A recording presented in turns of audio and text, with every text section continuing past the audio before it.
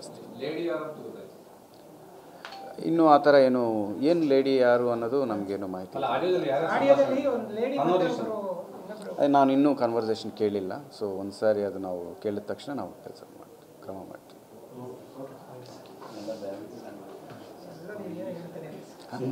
ನಾನು ಈಗ ಅದಕ್ಕೆ ತಾವು ಸ್ವಲ್ಪ ಟೈಮ್ ನೋಡಿಕೊಂಡು ಮಾಡ್ತೇವೆ.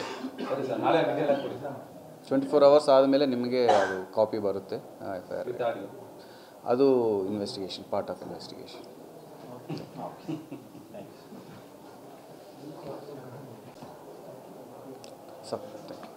ಅವರು ಇಲ್ಲೇ ಕೊಡ್ತೀವಿ ಕೆಲಸಕ್ಕೆ ಹೋಗಲ್ಲ ಅಂತಿದ್ರು, ನೀವೇ ಬದಲಾವಣೆ ಮಾಡ್ತೀರಾ ಅಂತ? ಇಲ್ಲ, FIR ಮಾಡಬೇಕಂದ್ರೆ ಕಂಪ್ಲೇಂಟ್ ಖುದ್ದು ದೂರು ಕೊಡಬೇಕಾಗುತ್ತೆ, ಮಾಡಿಸಿ.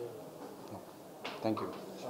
ಸರ್ ಅವರು ಆಕ್ಚುಲಿ ಹಂಗಿದ್ರೆ ಅಲ್ಲೇ ಫಸ್ಟ್ ಕೊಡಬೇಕಿತ್ತಲ್ಲ ಸರ್, FIR ಮಾಡಿಸ್ಬೇಕು ಅನ್ನೋದಿದ್ರೆ ಅವ್ರಿಗೆ ಆ ಥರ ಸೀರಿಯಸ್ ಕನ್ಸರ್ನ್ ಇದ್ರೆ ಅಲ್ಲೇ ಕೊಡಬೇಕಿತ್ತಲ್ಲ. ಈಗ ಹೋಗಿದ್ದಾರೆ, ಅಲ್ಲಿಗೆ ಹೋಗಿದ್ದಾರೆ, ಪೊಲೀಸ್ ಸ್ಟೇಷನ್ಗೆ ಹೋಗಿದ್ದಾರೆ.